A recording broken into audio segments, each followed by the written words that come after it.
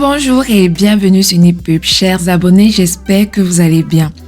Dans cette vidéo, je vais vous entretenir sur une fonction très peu utilisée parce que le résultat attendu n'est pas souvent ce qu'on vous demande. Il s'agit ici de la fonction jour-semaine de Excel. Mais avant d'aller dans le vif du sujet, laisse-moi te dire que tu trouveras sur ma chaîne des vidéos, notamment sur le développement personnel. Tu pourras faire des formations, micro-formations sur Excel, Word, HTML.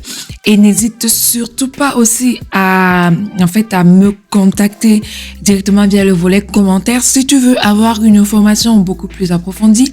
Sinon, je t'invite aussi à cliquer sur le lien de ma page que je mets ici dans la description de cette vidéo.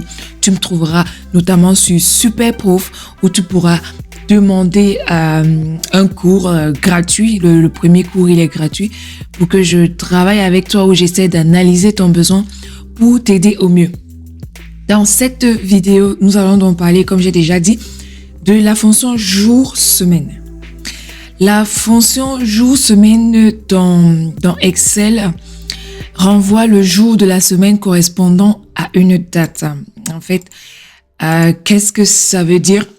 Par défaut, ici, Excel va donner le résultat lorsqu'on utilise la fonction jour-semaine sous forme d'un nombre, tout simplement. Excel ne sait pas faire autrement. Il donne le résultat sous forme d'un nombre compris entre 0 et 1. Donc, la syntaxe ici, c'est jour, semaine, numéro de la série et le type de retour. On va regarder ensemble le type de retour proposé par Excel. Regardons ici, par exemple, ce que nous avons à ce niveau. Par exemple, là, si on met égal jour, semaine, c'est juste là. Donc, comme je l'ai dit, renvoie un chiffre entre 1 et 7 désignant le jour. Vous voyez là écrit ici de la semaine. C'est juste un chiffre. Je vais vous expliquer pourquoi.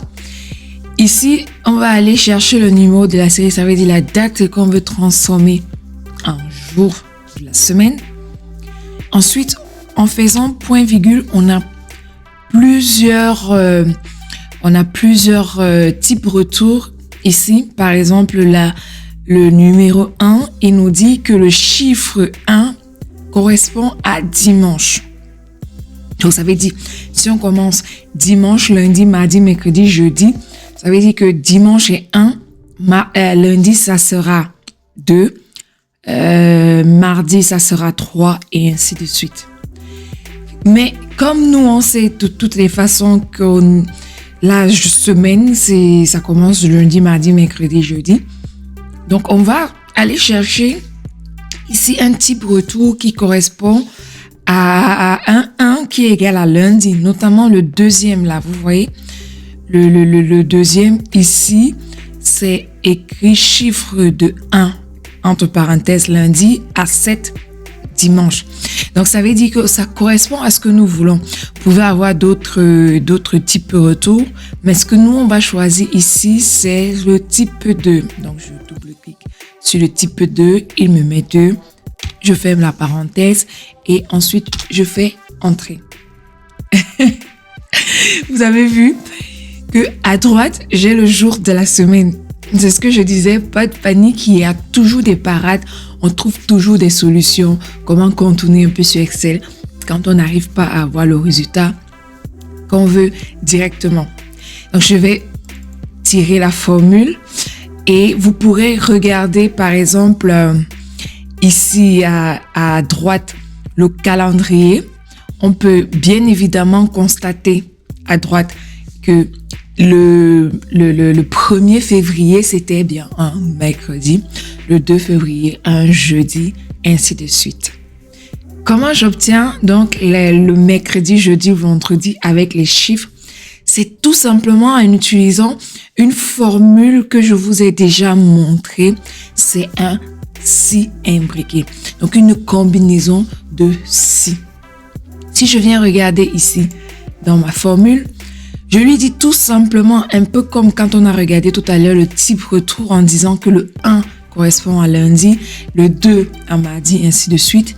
Je viens dans ma formule prendre le si imbriqué en lui disant que si dans la cellule B, 2, 3, 4, ainsi de suite, en allant dans la ligne, vous voyez là par exemple ici que le B, je ne l'ai pas figé. Ça veut dire qu'à chaque fois, il va se promener lorsqu'on va tirer la formule vers le bas. Donc, on aura ici le 1 qui sera lundi, le 2 qui sera mardi et ainsi de suite. Et si vous remarquez avant, qu'est-ce qui s'est passé avant?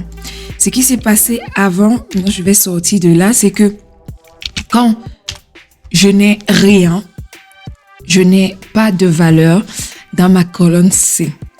Ça veut dire que j'ai mis la formule en lui disant si j'ai un résultat dans B, tu m'affiches un jour de la semaine. Mais si je n'ai rien, tu me mets vide. Donc si je fais CTRL Z, c'est en fait la fin de la formule que vous pouvez voir ici. Voilà donc ce que je voulais vous montrer ce matin sur cette formule de jour-semaine.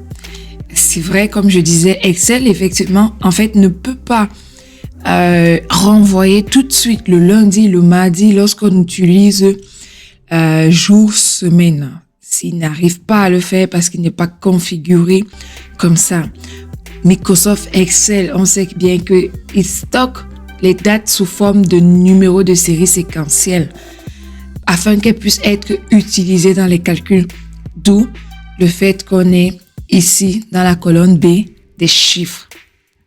Voilà, j'espère que tu as eu en fait quelque chose, tu as appris quelque chose tout simplement, ou alors que ça a été un rappel pour toi de connaissances ou de compétences sur cette fonction qui est peu utilisée, peu connue. J'espère également que tu pourras utiliser cette fonction très prochainement, que ce soit personnel ou bien professionnel. Et n'hésite pas à revenir dans le volet commentaires, partager avec moi ton expérience, ton avis. Et si tu as une méthode qui fonctionne bien, je suis tout de suite. Reste surtout en santé et reviens très vite sur la chaîne pour plus de vidéos et pour plus de tutoriels. À très bientôt. Ciao, ciao.